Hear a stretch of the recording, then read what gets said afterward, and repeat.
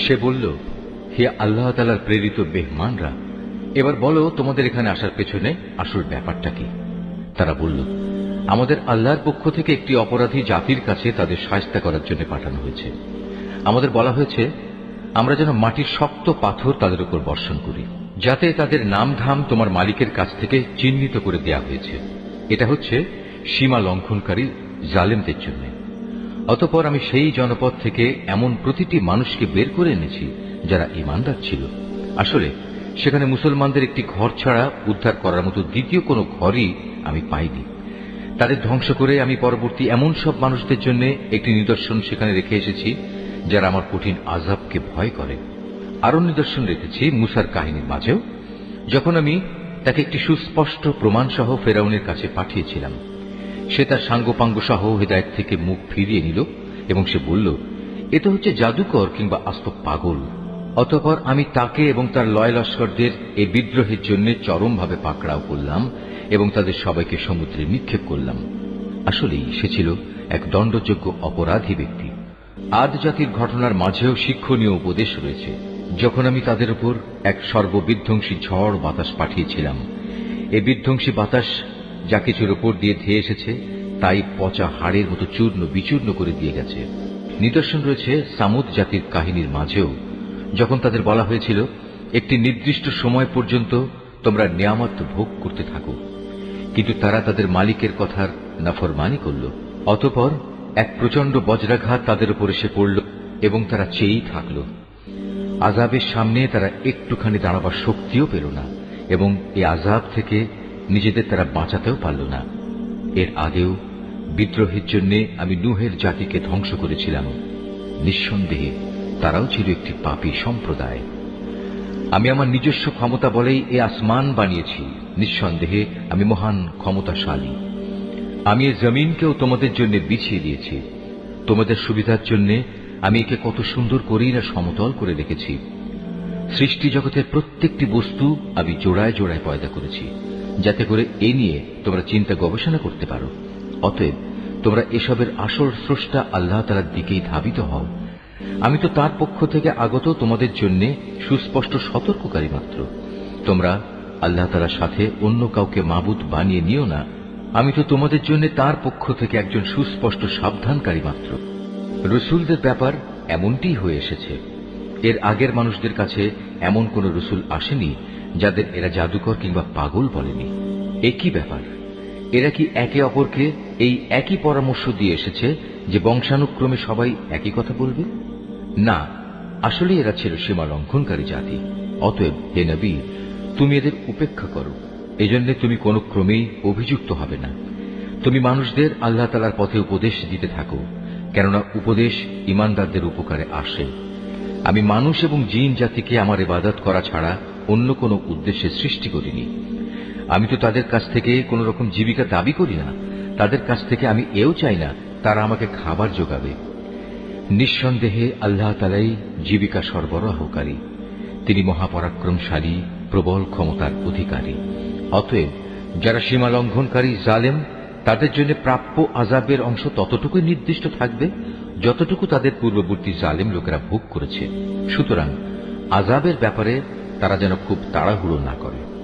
দুর্ভোগ ও ভোগান্তি তো তাদের জন্যই যারা শেষ বিচারের দিনকে অস্বীকার করেছে, যার প্রতিশ্রুতি তাদের বারবার দেয়া হয়েছে।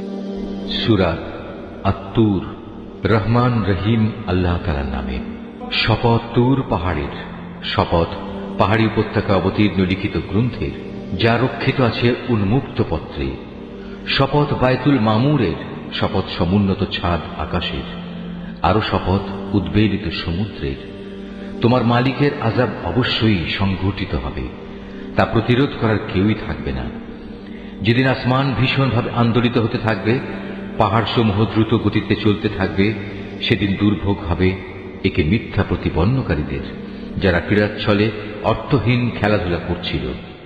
যেদিন তাদের ধাক্কা মারতে মারতে জাহান্নামের আগুনের দিকে নিয়ে যাওয়া হবে, তাদের বলা হবে, এ হচ্ছে সেই দোজখের আগুন যাকে তোমরা অস্বীকার করতে। এটাকে কি জাদু মনে হয়, না তোমরা দেখতে পাচ্ছ না? যাও, তোমরা এতে জ্বলতে থাকো। অতঃপর এখানে বসে তোমরা ধৈর্য ধারণ করো কিংবা না করো, কার্যত তা তোমাদের জন্য সমান কথা। তোমাদের ঠিক সে ধরনের বিনিময়ই আজ প্রদান করা হবে যে ধরনের কাজ তোমরা করতে। অপরদিকে যারা আল্লাহকে ভয় করেছে তারা অবশ্যই আজ জান্নাতের সুরম্য উদ্যানে ও অফুরন্ত নিয়ামতে অবস্থান করবে। তাদের মালিক তাদের যা দেবেন তাতে তারা সন্তুষ্ট হবে। তাদের মালিক তাদের জাহান্নামের কঠোর আযাব থেকে বাঁচিয়ে দেবেন। তাদের আরো বলা হবে, তোমরা পরিতৃপ্তির সাথে আজ এখানে পানাহার করতে থাকো তোমাদের আমলের বিনিময়ে। তারা সারিবদ্ধভাবে পাতা আসনে হেলান দিয়ে অবস্থায় সমাসীন হবে, আর আমি বড় বড় চোখ বিশিষ্ট সুন্দর হুরের সাথে তাদের মিলন ঘটিয়ে দেব। যেসব মানুষ নিজেরা আল্লাহর উপর ঈমান এনেছে এবং তাদের সন্তানরাও এ ঈমানের ব্যাপারে তাদের অনুবর্তন করেছে, আমি সেদিন জান্নাতে তাদের সন্তান সন্ততিদের তাদের নিজ নিজ পিতামাতার সাথে মিলিয়ে দেব। আর এজন্য আমি তাদের পিতামাতার পাওনার কিছুই হ্রাস করব না। বস্তুত প্রত্যেক ব্যক্তি নিজ নিজ কুফরি কর্মফলের হাতে বন্দী হয়ে আছে। জান্নাতে আমি তাদের এমন সব ধরনের ফলমূল ও গোশত দিয়ে আহার্য পরিবেশন করব যা তারা পেতে চাইবে। সেখানে তারা একে অপরের কাছ থেকে পেয়ালা ভরে ভরে পানীয় নিতে থাকবে। সেখানে কোনো অর্থহীন কথা ও কাজকর্ম থাকবে না এবং কোন রকম অপরাধও থাকবে না।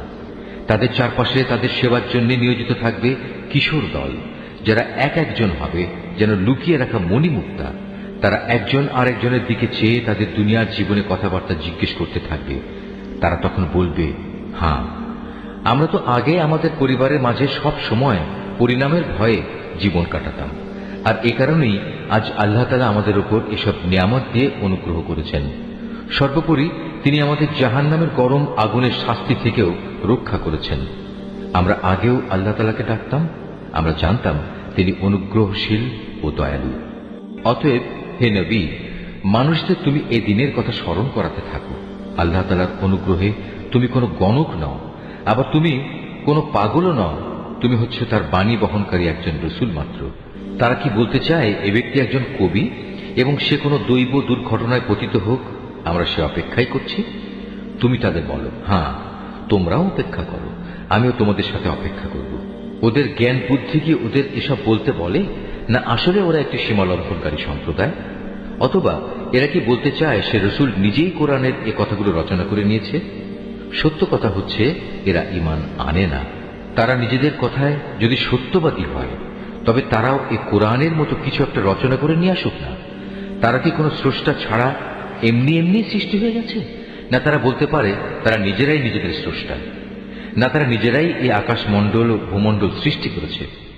আসল কথা হচ্ছে এরা আল্লাহ তাআলার সৃষ্টি কৌশলে বিশ্বাসই করে না। তাদের কাছে কি তোমার মালিকের সম্পদের ভান্ডার পড়ে আছে, না তারা নিজেরা সে সম্পদের পাহারাদার সেজে বসেছে? অথবা তাদের কাছে আসমানে ওঠার মতো কোনো সিঁড়ি আছে যাতে আরোহণ করে তারা আসমানের অধিবাসীদের কথা শুনে আসে? তাহলে তারা আসমান থেকে শোনা বিষয়ের উপর সুস্পষ্ট কোনো প্রমাণ এনে হাজির করুক। অথবা তোমরা কি আসলে মনে করো যে সব কন্যা সন্তানগুলো আল্লাহ তাআলার জন্য আর তোমাদের ভাগে থাকবে শুধু ছেলেগুলো? কিংবা তুমি কি আল্লাহর বিধানাবলীর তাবলীগের বিনিময়ে তাদের কাছ থেকে কোনো পারিশ্রমিক দাবি করছো, যা তাদের কাছে দুর্বহ জরিমানা বলে মনে হচ্ছে? অথবা তাদের কাছে রয়েছে অদৃশ্য জ্ঞানের এমন কিছু যা তারা লিখে রাখছে? না, এর কোনোটাই নয়। এরা আসলে তোমার বিরুদ্ধে কোনো ষড়যন্ত্র করার ফন্দি আটতে চায়। অথচ যারা আল্লাহ তাআলাকে অস্বীকার করে তারাই পরিণামে ষড়যন্ত্রের শিকারে পরিণত হয়। আল্লাহ তাআলার বদলে এদের কি অন্য কোনো মাবুদ আছে?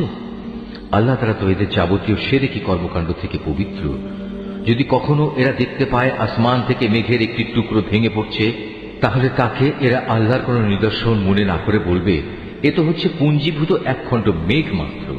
হে নবী, তুমি এদের ছেড়ে দাও এমন সময় পর্যন্ত যখন তারা সে দিনটি স্বচক্ষে দেখে নেবে, যেদিন তারা হুঁশ জ্ঞান শূন্য হয়ে পড়বে। সেই সর্বনাশা দিনে তাদের কোনো ষড়যন্ত্র ও ফন্দি কোনো কাজে লাগবে না, এবং সেদিন তাদের কোনো রকম সাহায্যও করা হবে না। যারা জুলুম করেছে তাদের জন্য এছাড়াও পার্থিব জীবনে এক ধরনের আযাব রয়েছে, কিন্তু তাদের অধিকাংশই জানে না। হে নবী, তুমি এদের ব্যাপারে ব্যস্ত হও না। তোমার মালিকের সিদ্ধান্ত আসা পর্যন্ত ধৈর্য ধারণ করো। তুমি তো হামেশা আমার চোখের সামনেই আছো। তুমি যখন শয্যা ত্যাগ করে ওঠো তখন তুমি প্রশংসার সাথে তোমার মালিকের মাহাত্ম্য ঘোষণা করো। রাতের একাংশেও তুমি তার তাসবিহ পাঠ করো। আবার রাতের শেষে তারাগুলো অস্তমিত হবার পরও তার মাহাত্ম্য ঘোষণা করো। সূরা আন-নাজম, রহমান রহিম আল্লাহ তাআলার নামে। নক্ষত্রের শপথ, যখন তা ডুবে যায়, তোমাদের সাথী পথ ভুলে যায়নি, সে পথভ্রষ্টও হয়নি। সে কখনো নিজের থেকে কোনো কথা বলে না, বরং তা হচ্ছে ওহী, যা তার কাছে পাঠানো হয়।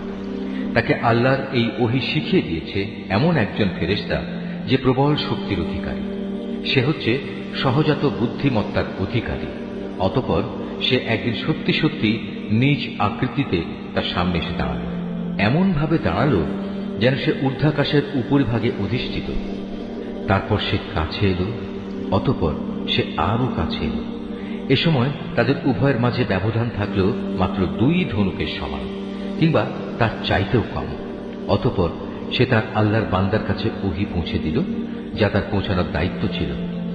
বাইরের চোখ দিয়ে যা সে দেখেছে, তার ভেতরের অন্তর তা মিথ্যা প্রতিপন্ন করেনি। তোমরা কি সে বিষয়ে বিতর্কে লিপ্ত হতে চাচ্ছ যা সে নিজের চোখে দেখেছে? সে ভুল করেনি, কারণ সে তাকে আর একবারও দেখেছিল।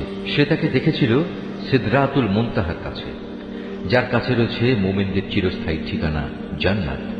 সে সিদরাটি তখন এমন এক জ্যোতি দিয়ে আচ্ছন্ন ছিল, যা দ্বারা তার আচ্ছন্ন হওয়া শোভনীয় ছিল।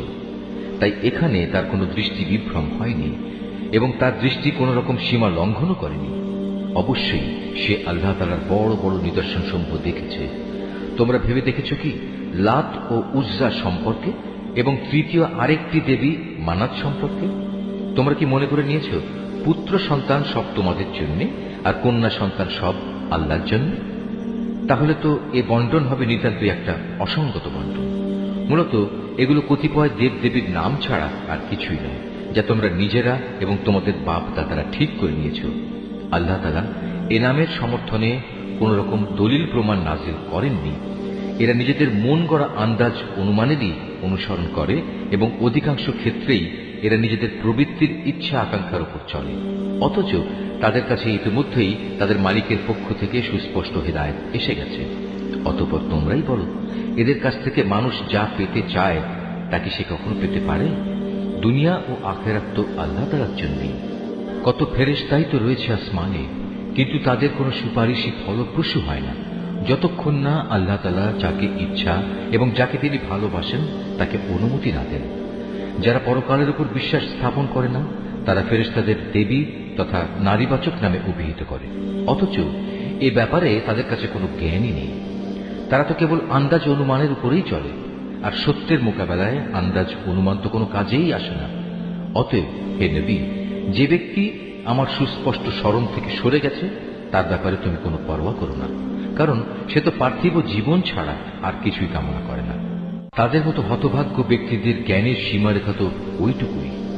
একথা একমাত্র তোমার মালিকই ভালো করে জানেন কে তার পথ থেকে বিচ্যুত হয়ে গেছে, এবং তিনিই ভালো করে বলতে পারেন কে সঠিক পথের সন্ধান পেয়েছে। আসমান সমূহ ও জমিনের সব কিছু আল্লাহ তাআলার জন্য। এতে করে যারা খারাপ কাজ করে বেড়ায় তিনি তাদের খারাপ প্রতিফল দান করবেন, এবং যারা ভালো কাজ করে তাদের তিনি এজন্য মহা পুরস্কার প্রদান করবেন। এটা তাদের জন্য যারা বড় বড় গুনাহ থেকে এবং বিশেষত অশ্লীলতা থেকে বেঁচে থাকে। ছোটখাটো গুনাহ সংগঠিত হলেও তারা আল্লাহর ক্ষমা থেকে বঞ্চিত হবে না, কারণ তোমার মালিকের ক্ষমার পরিধি অনেক বিস্তৃত। তিনি তোমাদের তখন থেকে ভালো করে জানেন যখন তিনি তোমাদের এ জমিন থেকে পয়দা করেছেন। তখনও তিনি তোমাদের জানতেন যখন তোমরা ছিলে তোমাদের মায়ের পেটে ক্ষুদ্র একটি ভ্রূণের আকারে। অতএব কখনো নিজেদের পবিত্র দাবি করো না। আল্লাহ তাআলা ভালো জানেন কোন ব্যক্তি তাকে বেশি ভয় করে। এই আয়াতটি যিনি তেলাওয়াত করবেন এবং যিনি এই আয়াতটির তেলাওয়াত শুনবেন তাদের সবাইকে এখানে একটি সাজদা আদায় করতে হবে। এটা ওয়াজিব। হে নবী, তুমি কি সে ব্যক্তিটিকে দেখোনি যে আল্লাহ তাআলার পথ থেকে মুখ ফিরিয়ে নিল? যে ব্যক্তি সামান্য কিছুই দান করল অতঃপর সম্পূর্ণভাবে নিজের হাত গুটিয়ে নিল, তার কাছে কি অদৃশ্য জগতের কোনো জ্ঞান ছিল যে তা দিয়ে সে অন্য কিছু দেখতে পাচ্ছিল? তাকে কি একথা জানানো হয়নি যে মূসার কাছে পাঠানো আমার সহিফা সমূহে কি কথা লেখা আছে? তাকে কি ইব্রাহিমের কথা জানানো হয়নি? ইব্রাহিম আল্লাহর বিধানাবলী পুরোপুরি পালন করেছে। কোনো মানুষই অন্যের পাপের বোঝা উঠাবে না। মানুষ ঠিক ততটুকুই পাবে যতটুকু সে চেষ্টা করবে। আর তার কাজকর্ম পরীক্ষা নিরীক্ষা করা হবে এবং অচিরেই তা দেখা হবে। অতঃপর তাকে তার পুরোপুরি বিনিময় দেয়া হবে। পরিশেষে সবাইকে একদিন তোমার মালিকের কাছেই পৌঁছতে হবে। তিনি সবাইকে হাসান, তিনি সবাইকে কাঁদান, তিনি মানুষকে মারেন, তিনি তাদের বাঁচান। তিনি নরনারীর যুগল পয়দা করেছেন এক বিন্দু স্খলিত শুক্র থেকে। নিশ্চয়ই পুনরায় এদের জীবন দান করার দায়িত্ব কিন্তু তার একার। তিনি তাকে ধনশালী করেন এবং তিনি পুঁজি দান করে তা স্থায়ী রাখেন। তিনি সেরা নামক নক্ষত্রেরও মালিক। তিনি প্রাচীন আদ সম্প্রদায়কে ধ্বংস করে দিয়েছেন। তিনি আরো ধ্বংস করেছেন সামুদ জাতিকে এমনভাবে তাদের একজনকেও অবশিষ্ট রাখেননি। এর আগে তিনি ধ্বংস করেছেন নূহের জাতিকে, কেননা তারা ছিল ভীষণ জালেম ও চরম বিদ্রোহী। তিনি একটি জনপদকে উপরে উঠিয়ে উল্টো করে ফেলে দিয়েছেন। অতঃপর সে জনপদের উপর তিনি ছেয়ে দিলেন এমন এক ভয়ঙ্কর আযাব যা তাকে পুরোপুরিভাবে ছেয়ে দিল। তারপরেও হে নির্বোধ মানুষ, তুমি তোমার মালিকের কোন কোন নিদর্শনে সন্দেহ প্রকাশ করো?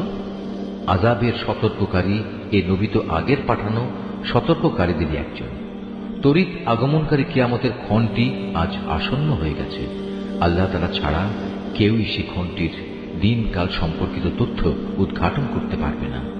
এগুলি কি তাহলে সেসব বিষয় যার ব্যাপারে তোমরা আজ রীতিমতো বিস্ময় বোধ করছো? এসব বিষয় নিয়ে তোমরা আজ হাসাহাসি করছো, অথচ পরিণামের কথা ভেবে তোমরা মোটেই কাঁদছ না। মনে হচ্ছে তোমরা মূল ব্যাপারেই উদাসীন হয়ে গেছ। অতএব তোমরা আল্লাহ তাআলার সামনে সাজদাবনত হও এবং কাউকে শরীক করা ব্যতীত তাঁরই ইবাদত করো। সূরা আল কমর। রহমান রহিম আল্লাহ তাআলার নামে। কিয়ামত নিকটবর্তী হয়ে গেছে এবং চাঁদ বিদীর্ণ হয়ে গেছে। এদের অবস্থা হচ্ছে, এরা কোনো নিদর্শন দেখলে তা থেকে মুখ ফিরিয়ে নেয় এবং বলে, এটা তো হচ্ছে এক চিরাচরিত জাদুকরী ব্যাপার, এক্ষুনি যার অবসান ঘটবে। তারা সত্য অস্বীকার করে এবং নিজেদের খেয়াল খুশির অনুসরণ করে চলে। অথচ প্রত্যেকটি কাজের একটি চূড়ান্ত নিষ্পত্তির সময় রয়েছে। অবশ্যই এ লোকদের কাছে অতীত জাতিসমূহের উপর আযাবের সংবাদসমূহ এসেছে, এমন সংবাদ যাতে বিদ্রোহের শাস্তির হুঁশিয়ারি দিয়েছে। এগুলো হচ্ছে পুরোপুরি জ্ঞান সমৃদ্ধ ঘটনা, যদিও এসব সতর্কবাণী তাদের কোনোই উপকারে আসে না। অতএব হে নবী, তুমি এদের নিজেদের অবস্থার উপর ছেড়ে দাও। যেদিন একজন আহ্বানকারী এদের একটি অপ্রিয় বিষয়ের দিকে আহ্বান করবে, সেদিন তারা অবনত দৃষ্টি নিয়ে একে একে কবর থেকে এমনভাবে বেরিয়ে আসবে যেন ইতস্তত বিক্ষিপ্ত পঙ্গপাল। তারা সবাই তখন সেই আহ্বানকারীর দিকে দৌড়াতে থাকবে যারা এদিনকে অস্বীকার করেছিল। তারা বলবে, এ তো দেখছি আসলেই এক ভয়াবহ দিন। এদের আগে নূহের জাতীয় এভাবে তাদের নবীকে অস্বীকার করেছিল। তারা আমার বান্দা নূহ নবীকে মিথ্যা সাব্যস্ত করেছে, তারা তাকে পাগল বলে আখ্যায়িত করেছে, তাকে ধমক দেওয়া হয়েছিল। অবশেষে সে তার মালিককে ডাকল এবং বলল, হে আমার মালিক, আমি অসহায় হয়ে পড়েছি, অতএব তুমি এদের কাছ থেকে প্রতিশোধ নাও। এরপর আমি তার ডাকে সাড়া দিলাম এবং প্রবল বৃষ্টির পানি বর্ষণের জন্য আসমানের দ্বারসমূহ খুলে দিলাম। ভূমির স্তর বিদীর্ণ করে তা পানির প্রচন্ড প্রস্রবণে পরিণত করলাম।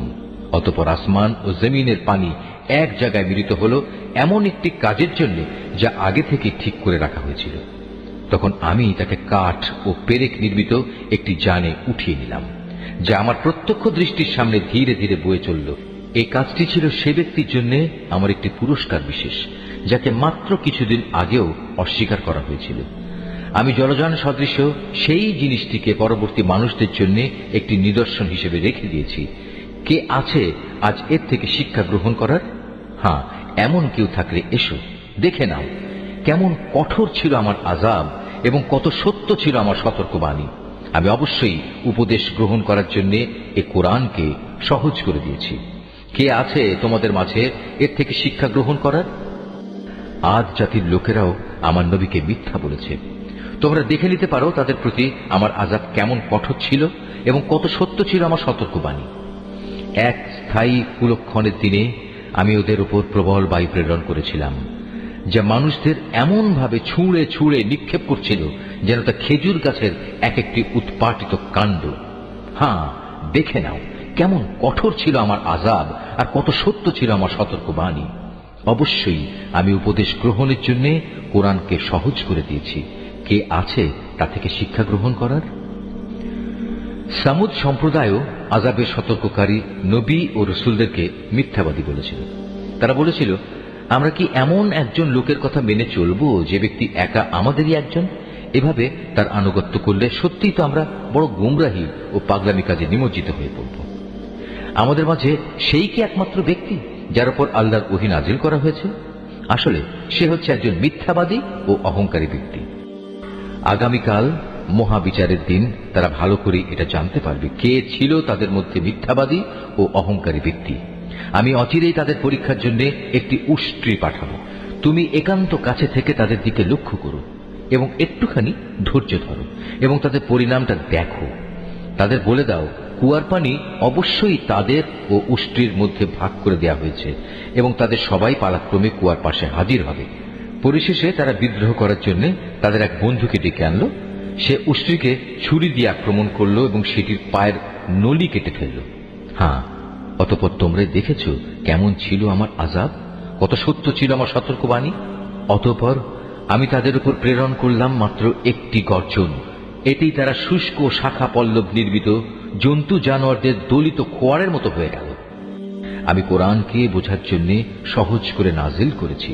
তা থেকে উপদেশ গ্রহণ করার মতো কেউ আছে কি? লুতের জাতির লোকেরাও সতর্ককারী নবীদের মিথ্যাবাদী বলেছিল।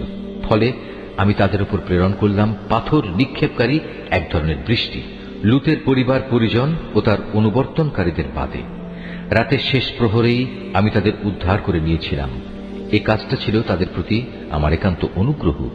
যে ব্যক্তি আমার অনুগ্রহের কৃতজ্ঞতা আদায় করে আমি তাকে এভাবেই পুরস্কৃত করি। সে লুত আমার কঠোর পাকড়াও সম্পর্কে তাদের বারবার ভয় দেখিয়েছিল, কিন্তু এই সতর্কীকরণে তারা বাক বিতণ্ডা শুরু করে দিল। অতঃপর তারা তার কাছে এসে কুমতলবের জন্য তার মেহমানদের নিয়ে যাবার দাবি করল। আমি তখন তাদের দৃষ্টিশক্তি বিলুপ্ত করে দিলাম। আমি তাদের বললাম, এবার তোমরা আমার আযাব উপভোগ করো এবং আমার সতর্কবাণী অবজ্ঞা করার পরিণামটাও দেখে নাও। প্রত্যুষেই তাদের উপর আমার এক অমোঘ আযাব প্রচন্ড আঘাত হানল। আমি বললাম, অতঃপর তোমরা আমার এই আযাব আস্বাদন করতে থাকো এবং আমার সতর্ককারীদের উপেক্ষা করার পরিণামটাও একবার দেখে নাও। আমি এই কোরআনকে শিক্ষা গ্রহণ করার জন্য সহজ করে নাজিল করেছি, কিন্তু কেউ আছে কি এ থেকে শিক্ষা গ্রহণ করার?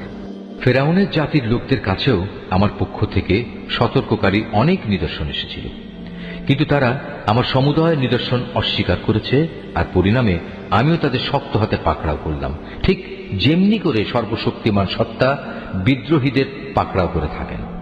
তোমরা কি সত্যি মনে করছো তোমাদের সমাজের এই কাফেররা তোমাদের পূর্ববর্তী কাফেরদের চাইতে শক্তি ও ক্ষমতার দিক থেকে উৎকৃষ্ট? অথবা আমার কিতাবের কোথাও কি তোমাদের জন্য অব্যাহতিমূলক কিছু লিপিবদ্ধ রয়েছে? অথবা তারা বলছে আমরা সত্যি একটি অপরাজেয় দল। অচিরেই এই অপরাজেয় দলটি শোচনীয়ভাবে পরাজিত হয়ে যাবে এবং সম্মুখ সমর থেকে পৃষ্ঠ প্রদর্শন করে পালাতে থাকবে। কিন্তু এ পালানোই তো তাদের শেষ নয়, বরং তাদের শাস্তিদানের নির্ধারিত ক্ষণ কিয়ামত তো রয়েছেই, আর কিয়ামত হবে তাদের জন্য বড়ই কঠিন ও বড়ই তিক্ত। অবশ্যই এসব অপরাধী নিদারুণ বিভ্রান্তি ও বিকারগ্রস্ততার মাঝে পড়ে আছে। যেদিন তাদের উপর করে জাহান্নামের আগুনের দিকে ঠেলে নেওয়া হবে, তখন তাদের ঘোর কেটে যাবে। অতঃপর তাদের বলা হবে, এবার তোমরা জাহান্নামের আযাবের স্বাদ উপভোগ করো। আমি সব কয়টি জিনিসকে অবশ্যই একটি সুনির্দিষ্ট পরিমাণ মতো সৃষ্টি করেছি, আর আমার হুকুম সে তো এক নিমেষে চোখের পলকের মতোই কার্যকর হয়। তোমাদের মতো বহু বিদ্রোহী জাতিকে আমি বিনাশ করে দিয়েছি। অতএব আছে কি তা থেকে শিক্ষা গ্রহণ করার মতো কেউ? তারা যা কিছু করছে তার সবটুকুই তাদের আমল নামায় সংরক্ষিত আছে। সেখানে যেমনি রয়েছে প্রতিটি ক্ষুদ্র বিষয়, তেমনি লিপিবদ্ধ আছে প্রতিটি বড় বিষয়। অপরদিকে এই বিদ্রোহের পথ পরিহার করে যারা আল্লাহকে ভয় করেছে, তারা অনাদিকাল এক সুরম্য জান্নাতে ও প্রবাহমান ঝর্ণাধারায় থাকবে। তারা অবস্থান করবে যথাযোগ্য সম্মানজনক জায়গায়, বিশাল ক্ষমতার অধিকারী সার্বভৌম আল্লাহ তাআলার সান্নিধ্যে। সূরা আর রহমান। মান রহিম আল্লাহ তাআলার নামে। পরম করুণাময় আল্লাহ তাআলা। তিনি তোমাদের কোরআন শিক্ষা দিয়েছেন, তিনি মানুষ বানিয়েছেন, ভাব প্রকাশের জন্য তিনি তাকে কথা বলা শিখিয়েছেন। সূর্য ও চন্দ্র উভয় নির্ধারিত হিসাব মোতাবেক কক্ষপথ ধরে চলছে।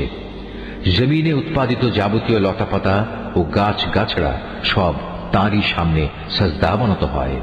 আসমান তাকে তিনি সমুন্নত করে রেখেছেন এবং মহাশূন্যে তার ভারসাম্যের জন্য তিনি একটি মানদণ্ড স্থাপন করেছেন, যাতে করে তোমরা কখনো আল্লাহ তাআলা নির্ধারিত এই মানদণ্ডের সীমা অতিক্রম না করো। ইনসাফ মোতাবেক তোমরা ওজনের মানদণ্ড প্রতিষ্ঠা করো এবং ওজনে কম দিয়ে মানদণ্ডের ক্ষতি সাধন করো না। ভূমণ্ডলকে তিনি সৃষ্টিরাজির জন্য বিছিয়ে রেখেছেন। তাতে রয়েছে অসংখ্য ধরনের ফলমূল, আরও রয়েছে খেজুর যা আল্লাহর কুদরতে খোসার আবরণে ঢাকা থাকে। আরও রয়েছে ভুসি বিশিষ্ট শস্যদানা ও সুগন্ধযুক্ত ফল। অতএব হে মানুষ ও জিন, তোমরা তোমাদের মালিকের কোন নিয়ামত অস্বীকার করবে? তিনি মানুষকে বানিয়েছেন পোড়া মতো শুকনো ঠনঠনে এক টুকরো মাটি থেকে এবং জিনদের বানিয়েছেন আগুন থেকে। অতঃপর হে মানুষ ও জিন, তোমরা তোমাদের মালিকের কোন নিয়ামত অস্বীকার করবে? তিনি হচ্ছেন দুই মৌসুমের দুই উদয়াচলের মালিক এবং তিনি হচ্ছেন আবার দুই ঋতুর দুই অস্তাচলের মালিক। অতঃপর হে মানুষ ও জিন, তোমরা তোমাদের মালিকের কোন নিয়ামত অস্বীকার করবে? তিনি দুটি সমুদ্রকে বয়ে চলার জন্য ছেড়ে দিয়ে রেখেছেন যেন তা একে অপরের সাথে মিশে যেতে পারে। তারপরেও তাদের উভয়ের মাঝে রয়ে যায় এমন একটি অন্তরাল যার সীমা তারা কখনো অতিক্রম করতে পারে না। অতঃপর হে মানুষ ও জিন, তোমরা তোমাদের মালিকের কোন নিয়ামত অস্বীকার করবে? এ উভয় সমুদ্র থেকে তিনি মহামূল্যবান প্রবাল মুক্তা বের করে আনেন। অতঃপর হে মানুষ ও জিন, তোমরা তোমাদের মালিকের কোন নিয়ামত অস্বীকার করবে? সমুদ্রে বিচরণশীল পাহাড় সম বড় বড় জাহাজসমূহ তো তারই ক্ষমতার প্রমাণ। অতঃপর হে মানুষ ও জিন, তোমরা তোমাদের মালিকের কোন কোন নিয়ামত অস্বীকার করবে? জমিন ও তার উপর যা কিছু আছে তা সবই একদিন বিলীন হয়ে যাবে। বাকি থাকবে শুধু তোমার মালিকের সত্তা, যিনি পরাক্রমশালী ও মহানুভব। অতএব হে মানুষ ও জিন, তোমরা তোমাদের মালিকের কোন কোন নিদর্শন অস্বীকার করবে? এই আকাশমণ্ডলী ও ভূমণ্ডলে যত কিছু আছে সবাই নিজ নিজ প্রয়োজন তার কাছেই চায়, আর তিনি প্রতিদিন প্রতি মুহূর্তে কোনো না কোনো কাজে তৎপর রয়েছেন। অতএব হে মানুষ ও জিন, তোমরা তোমাদের মালিকের কোন নিদর্শন অস্বীকার করবে? হে মানুষ ও জিন, এ ব্যস্ততার মাঝেও কিন্তু আমি তোমাদের হিসাব নেয়ার জন্য অচিরেই সময় বের করে নেব। অতএব হে মানুষ ও জিন, তোমরা তোমাদের মালিকের কোন নিদর্শন অস্বীকার করবে? হে জিন ও মনুষ্য সম্প্রদায়, যদি আকাশমণ্ডলীয় ভূমণ্ডলের এই সীমারেখা অতিক্রম করার তোমাদের সাধ্য থাকে তাহলে যাও, অতঃপর তা অতিক্রম করেই দেখো। কিন্তু আমার অনুমতি ছাড়া তোমরা কিছুতেই এই সীমা সরহদ অতিক্রম করতে পারবে না। অতএব হে মানুষ ও জিন, তোমরা তোমাদের মালিকের কোন নিদর্শন অস্বীকার করবে?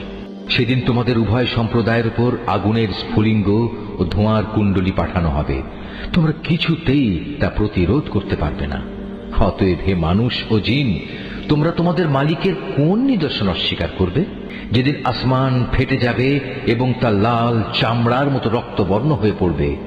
অতএব হে মানুষ ও জিন, তোমরা তোমাদের মালিকের কোন নিদর্শন অস্বীকার করবে?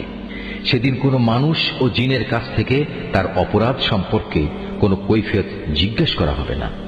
অতঃপর হে মানুষ ও জিন, তোমরা তোমাদের মালিকের কোন নিদর্শন অস্বীকার করবে?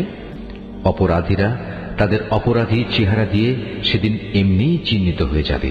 অপরাধের নথি তাদের ললাটে এঁটে থাকবে এবং তাদের কপালের চুল ও পা ধরে ধরে হাঁকিয়ে নেওয়া হবে।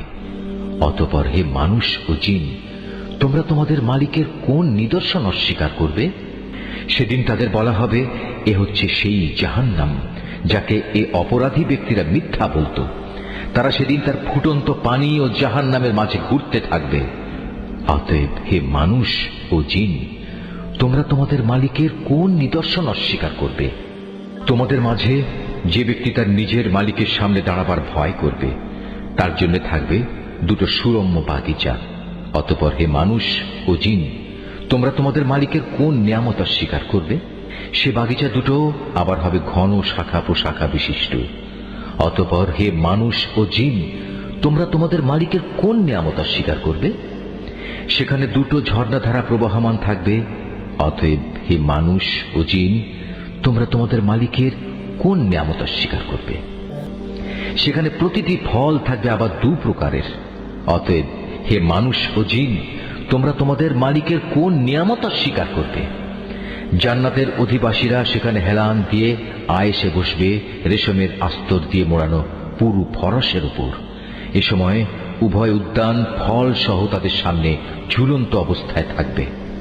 অতএব হে মানুষ ও জিন, তোমরা তোমাদের মালিকের কোন নিয়ামত অস্বীকার করবে? সেখানকার অগণিত নিয়ামতের মধ্যে থাকবে আয়তনয়না সুন্দরী হুর, যাদের জান্নাতের এ অধিবাসীদের আগে কোনো মানুষ কিংবা জিন কখনো স্পর্শও করেনি। অতএব হে মানুষ ও জিন, তোমরা তোমাদের মালিকের কোন নিয়ামত অস্বীকার করবে? এরা যেন এক একজন প্রবাল ও পদ্মরাগের মতো অপরূপ।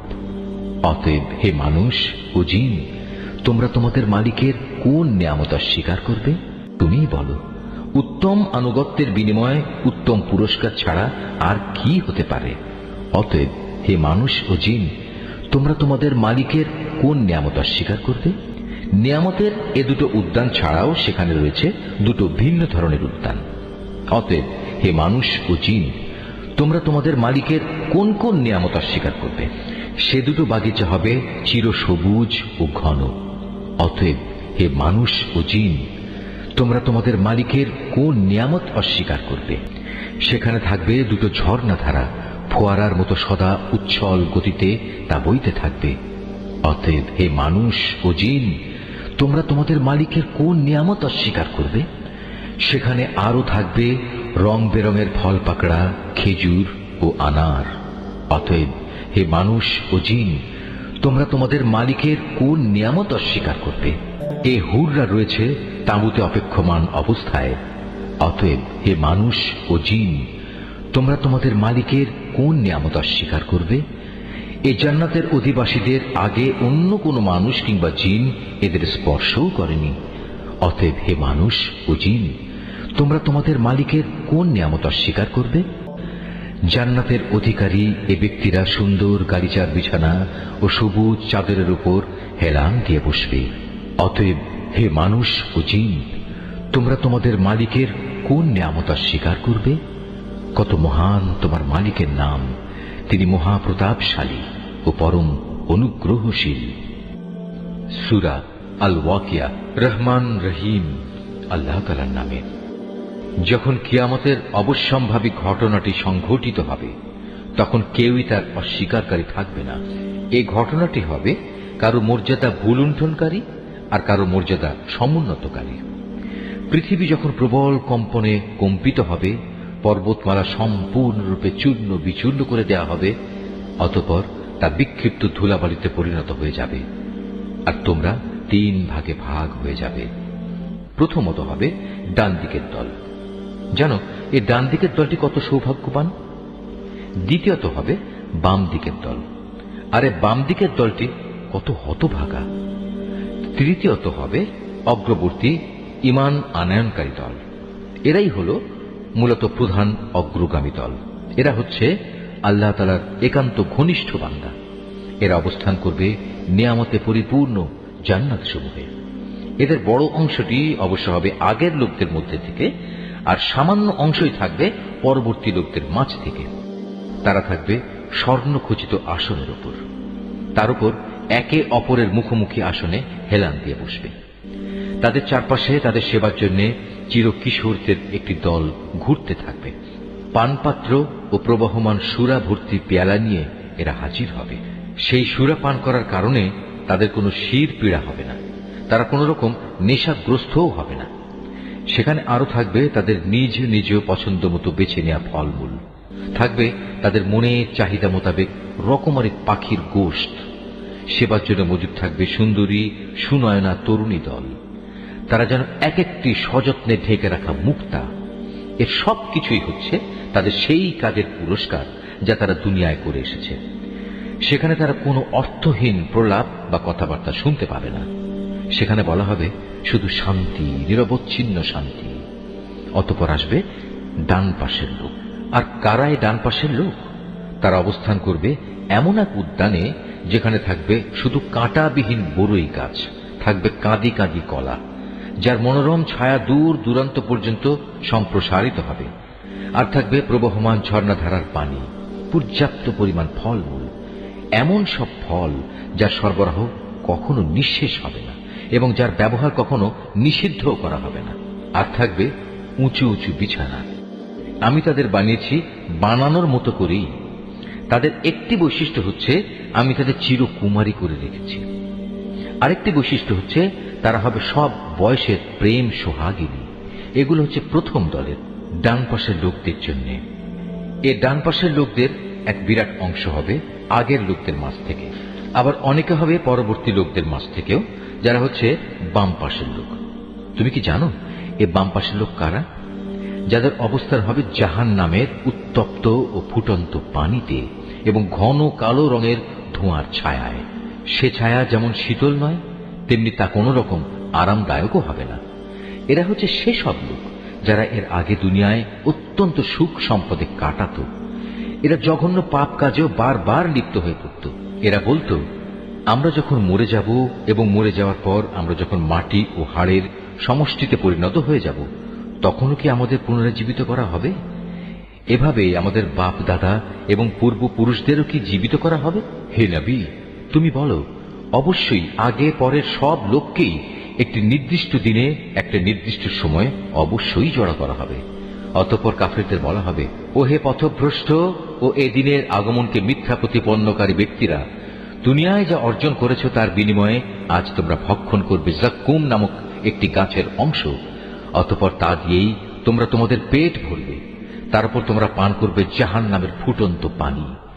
তাও আবার পান করতে থাকবে মরুভূমির তৃষ্ণার্ত উটের মতো করে। এ হবে কিয়ামতে তাদের যথার্থ মেহমানদারি। আমি যে তোমাদের সবাইকে পয়দা করেছি, এ কথাটা তোমরা কি স্বীকার করছো না? তোমরা যে নারী দেহের একটি ভাণ্ডে এক বিন্দু বীর্যপাত করো, সে সম্পর্কে কখনো কি ভেবে দেখেছ? বলো তো, তাকে কি তোমরা পূর্ণাঙ্গ মানুষ বানিয়ে দাও, না আমি তার স্রষ্টা?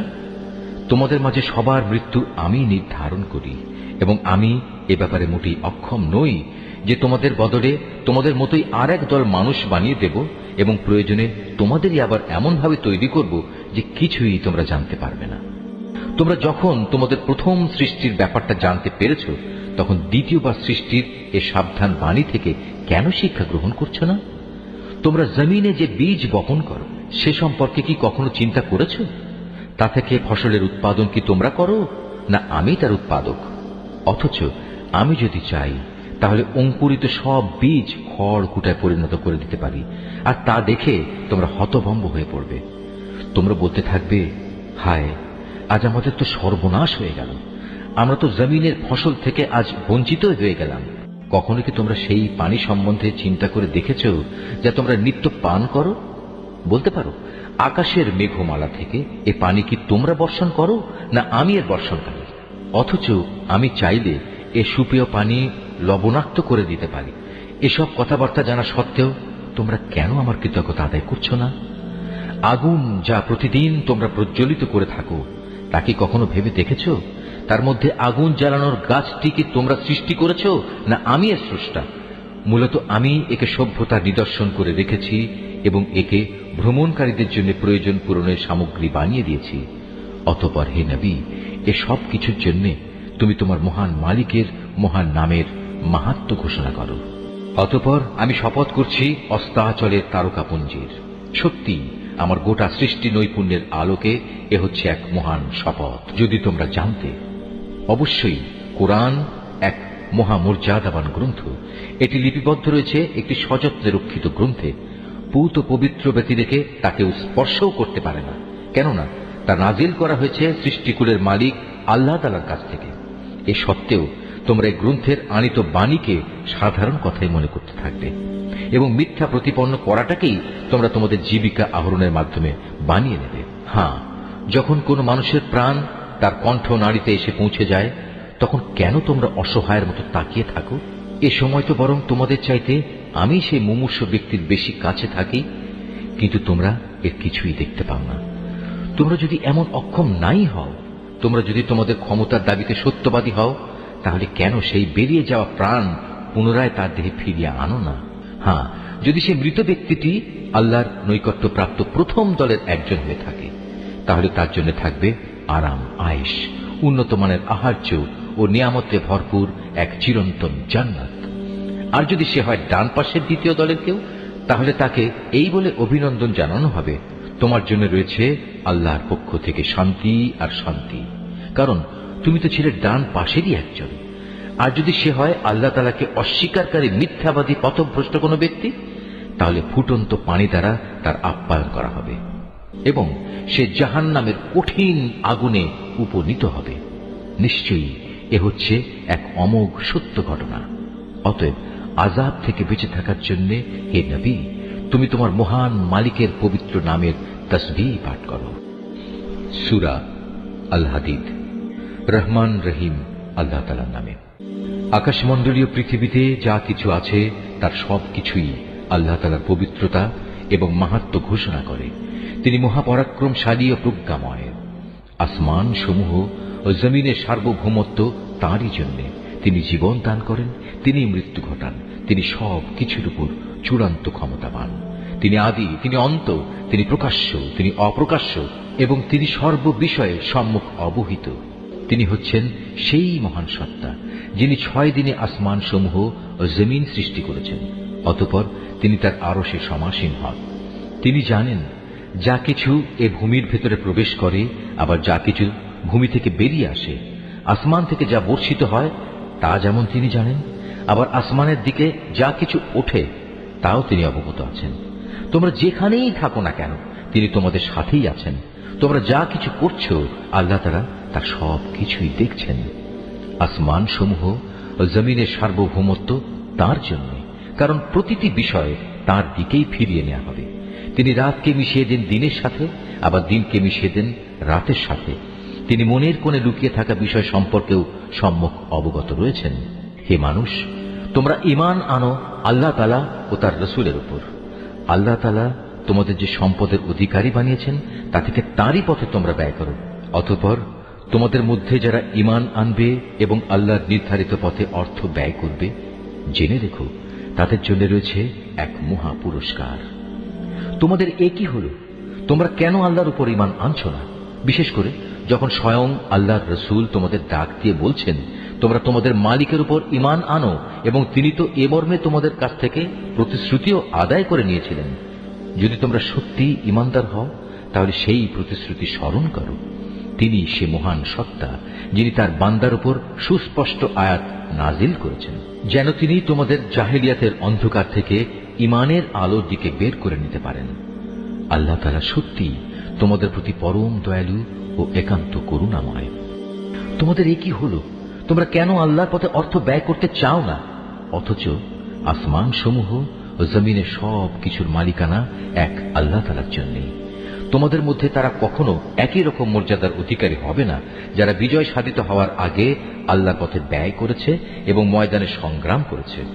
তাদের মর্যাদা ওদের তুলনায় অনেক বেশি যারা বিজয় সাধিত হবার পর আল্লাহর পথে অর্থ ব্যয় করেছে এবং জিহাদে অংশগ্রহণ করেছে।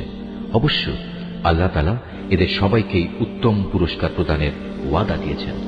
মূলত তোমরা যা কিছুই করো আল্লাহ তাআলা সে সম্পর্কে পূর্ণাঙ্গভাবে জ্ঞাত রয়েছেন।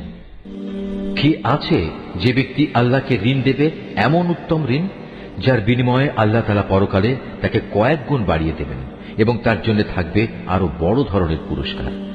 যেদিন তুমি ঈমানদার পুরুষ ও ঈমানদার মহিলাদের এগিয়ে যেতে দেখতে পাবে, দেখবে তাদের সামনে দিয়ে এবং তাদের ডান পাশ দিয়ে নূরের এক জ্যোতিও এগিয়ে চলছে।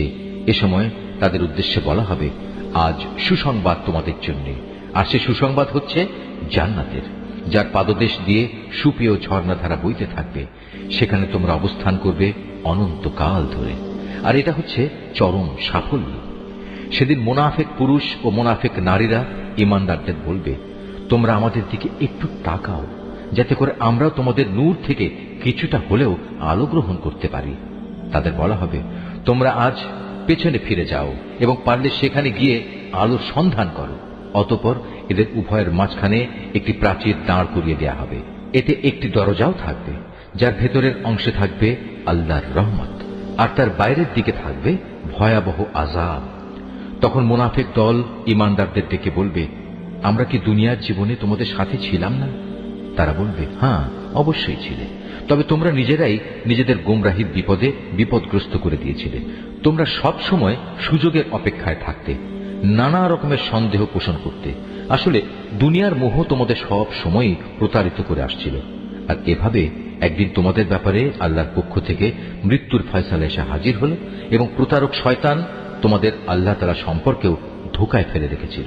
অতঃপর আজ আযাব থেকে বাঁচানোর জন্য তোমাদের কাছ থেকে কোন রকম মুক্তিপণ গ্রহণ করা হবে না, আর না তাদের কাছ থেকে কোন রকম মুক্তিপণ গ্রহণ করা হবে যারা আল্লাহ তাআলাকে অস্বীকার করেছে। আজ তোমাদের উভয়ের ঠিকানা হবে জাহান্নামের আগুন, আর এই আগুনই হবে এখানে তোমাদের একমাত্র সাথী। কত নিকৃষ্ট তোমাদের এই পরিণাম! ঈমানদারদের জন্য এখনো কি সে ক্ষণটি এসে পৌঁছয়নি যে আল্লাহর আযাবের স্মরণে আল্লাহ তাআলা যা কিছু নাজিল করেছেন তার স্মরণে তাদের অন্তরসমূহ বিগলিত হয়ে যাবে এবং সে কখনোই তাদের মতো হবে না যাদের কাছে এর আগে আল্লাহর কিতাব নাজিল করা হয়েছিল। অতঃপর তাদের উপর এক দীর্ঘকাল অতিবাহিত হয়ে গেল, যার ফলে তাদের মনও কঠিন হয়ে গেল। এদের মধ্যে এক বিরাট অংশই নাফরমান থেকে গেল। তোমরা জেনে রেখো, আল্লাহ তাআলাই এ ভূমিকে তার মৃত্যুর পর পুনরায় জীবন দান করেন। অবশ্যই আমি আমার যাবতীয় নিদর্শন তোমাদের জন্য খুলে খুলে বর্ণনা করেছি, যাতে তোমরা অনুধাবন করতে পারো। যেসব পুরুষ ও নারী অকাতরে আল্লাহর পথে দান করে এবং আল্লাহকে উত্তম ঋণ প্রদান করে, তাদের সে ঋণ আল্লাহ তাআলার পক্ষ থেকে বহু গুণ বাড়িয়ে দেওয়া হবে। উপরন্তু তাদের জন্য থাকবে আরো সম্মানজনক পুরস্কার। আর যারা আল্লাহর উপর ঈমান এনেছে তার রাসূলের উপর, তারাই হচ্ছে যথার্থ সত্যবাদী, যারা তাদের মালিকের সামনে সত্যের পক্ষে সাক্ষ্য দান করবে। তাদের সবার জন্য রয়েছে তাদের মালিকের পক্ষ থেকে পুরস্কার এবং তাদের নিজেদের নূরও, যা তাদের সাফল্যের প্রমাণ বহন করবে। অপরদিকে যারা আমাকে অস্বীকার করেছে এবং আমার নিদর্শন সমূহকে মিথ্যা সাব্যস্ত করেছে, তারা হবে জাহান্নামের বাসিন্দা। তোমরা জেনে রাখো, এ পার্থিব জীবন খেলাধুলা, জাঁকজমক প্রদর্শন, পরস্পর অহংকার প্রদর্শনের প্রতিযোগিতা, ধন সম্পদ ও সন্তান সন্ততি বাড়ানোর চেষ্টা সাধনা ছাড়া আর কিছুই নয়। এ যেন আকাশ থেকে বর্ষিত এক পশলা বৃষ্টি, যার উৎপাদিত ফসলের সমাহার কৃষকের মনকে খুশিতে ভরে দেয়। অতঃপর সে ফসল ঘরে তোলার উপযোগী হলে একদিন তা শুকিয়ে যায় এবং আস্তে আস্তে তুমি দেখতে পাও তা হলুদ রং ধারণ করতে শুরু করেছে। তারপর তা অর্থহীন খড়কুটায় পরিণত হয়ে যায়। কাফেরদের জন্য পার্থিব জীবনের চেষ্টা সাধনা এমনই এক অর্থহীন কর্মকাণ্ড ছাড়া আর কিছুই নয়। আর পরকালের জীবনে তাদের জন্য থাকবে কঠোর আযাব এবং ঈমানদারদের জন্য থাকবে আল্লাহর পক্ষ থেকে তার ক্ষমা ও সন্তুষ্টি। সত্যি কথা হচ্ছে, দুনিয়ার এই জীবন কতিপয় ধোঁকা প্রতারণার সামগ্রী বই কিছুই নয়। অতএব এসব অর্থহীন প্রতিযোগিতা বাদ দিয়ে তোমরা তোমাদের মালিকের পক্ষ থেকে সেই প্রতিশ্রুত ক্ষমা ও চিরন্তন জান্নাত পাওয়ার জন্য এগিয়ে যাও। এমন জান্নাত যার আয়তন আসমান জমিনের সমান প্রশস্ত, তা প্রস্তুত করে রাখা হয়েছে সেসব মানুষদের জন্য যারা আল্লাহ তাআলা ও তার পাঠানো রাসূলের উপর ঈমান এনেছে। মূলত এ হচ্ছে আল্লাহ তাআলার এক অনুগ্রহ। যাকে তিনি চান তাকেই তিনি এই অনুগ্রহ প্রদান করেন। আর আল্লাহ তাআলা হচ্ছেন মহা অনুগ্রহশীল। সামগ্রিকভাবে গোটা দুনিয়ার উপর কিংবা ব্যক্তিগতভাবে তোমাদের উপর যখনই কোনো বিপর্যয় আসে, তা সংঘটিত হওয়ার বহু আগেই তার বিবরণ একটি গ্রন্থে লিখে রাখা হয়েছে। আর আল্লাহ তাআলার জন্য এ কাজ অত্যন্ত সহজ। এজন্যে যাতে করে তোমাদের কাছ থেকে যা কিছু সুযোগ সুবিধা হারিয়ে গেছে তার জন্য তোমরা আফসোস না করো, এবং আল্লাহ তাআলা তোমাদের যা কিছু দিয়েছেন তাতেও যেন তোমরা বেশি হর্ষোৎফুল্ল না হও। আল্লাহ তাআলা এমন সব লোকদের ভালোবাসেন না যারা ঔদ্ধত্য ও অহংকার প্রদর্শন করে। আল্লাহ তাআলা তাদেরও ভালোবাসেন না যারা নিজেরা কার্পণ্য করে আবার অন্যদেরও কার্পণ্য করার আদেশ দেয়। যে ব্যক্তি জেনে বুঝে আল্লাহর হুকুম থেকে মুখ ফিরিয়ে নেয় তার জানা উচিত আল্লাহ তাআলা কারোই মুখাপেক্ষী নন এবং তিনি মহান প্রশংসায় প্রশংসিত। আমি অবশ্যই আমার রাসূলদের কতিপয় সুস্পষ্ট নিদর্শন সহ মানুষদের কাছে পাঠিয়েছি এবং আমি তাদের সাথে কিতাব পাঠিয়েছি। আরো পাঠিয়েছি আমার পক্ষ থেকে এক ন্যায়দণ্ড, যাতে করে মানুষ এর মাধ্যমে ইনসাফের উপর কায়েম থাকতে পারে। তাদের জন্য আমি লোহা নাজিল করেছি, যার মাধ্যমে একদিকে যেমন রয়েছে বিপুল শক্তি, অন্যদিকে রয়েছে মানুষের বহুবিধ উপকার এ সব কিছুর উদ্দেশ্য হচ্ছে এর মাধ্যমে আল্লাহ তাআলা জেনে নিতে চান কে আল্লাহ তাআলা ও তার রাসূলকে না দেখেও সাহায্য করতে এগিয়ে আসে। বস্তুত আল্লাহ তাআলা প্রচন্ড শক্তিমান ও মহাপরাক্রমশালী। আমি নূহ ও ইব্রাহিমকে আমার রসুল হিসেবে প্রেরণ করেছি এবং তাদের উভয়ের বংশধরদের মাঝে আমি নবুয়ত ও কিতাব প্রেরণের ব্যবস্থা করে রেখেছি। অতঃপর তাদের মাঝে কিছু কিছু লোক সঠিক পথ অবলম্বন করেছে, অবশ্য তাদের অধিকাংশ লোকই ছিল নাফরমান। তারপর তাদের বংশে একের পর এক আমি অনেক রসুলই প্রেরণ করেছি। তাদের পরে এক পর্যায়ে আমি মরিয়াম পুত্র ঈসাকে রসুল বানিয়ে পাঠিয়েছি এবং তাকে আমি হিদায়াতের গ্রন্থ ইনজিল দান করেছি। এর প্রতিষ্ঠায় যারা তার আনুগত্য করেছে তাদের মনে তার প্রতি দয়া ও করুণা দান করেছি। তার অনুসারীদের অনুসৃত সন্ন্যাসবাদ আসলে তারা নিজেরাই এর উদ্ভব ঘটিয়েছে। আমি কখনো এটা তাদের জন্য নির্ধারণ করিনি। আমি তাদের শুধু বলেছিলাম আল্লাহর সন্তুষ্টি অর্জন করতে। অতঃপর তারা এর যথাযথ হক আদায় করেনি। তারপর তাদের মধ্যে যারা ঈমান এনেছে তাদের আমি যথার্থ পুরস্কারই দিয়েছি, কিন্তু তাদের অধিকাংশ লোকই ছিল নাফরমান। হে ঈমানদার বান্দারা, তোমরা আল্লাহ তাআলাকে ভয় করো এবং তার প্রেরিত রসুলের উপর ঈমান আনো। এর ফলে আল্লাহ তাআলা তোমাদের দ্বিগুণ অনুগ্রহে ভূষিত করবেন। তিনি তোমাদের জন্য স্থাপন করবেন সেই আলো যার সাহায্যে তোমরা পথ চলতে সক্ষম হবে। উপরন্তু তিনি তোমাদের যাবতীয় গুনাহ খাতা মাফ করে দেবেন। আল্লাহ তাআলা ক্ষমাশীল ও পরম দয়ালু। আহলে কিতাবরা যেন এই কথাটা ভালো করে জেনে নিতে পারে আল্লাহ তাআলা সামান্যতম অনুগ্রহের ওপরও তাদের কোনো অধিকার নেই। যাবতীয় অনুগ্রহ সে তো সম্পূর্ণ আল্লাহ তাআলারই হাতে।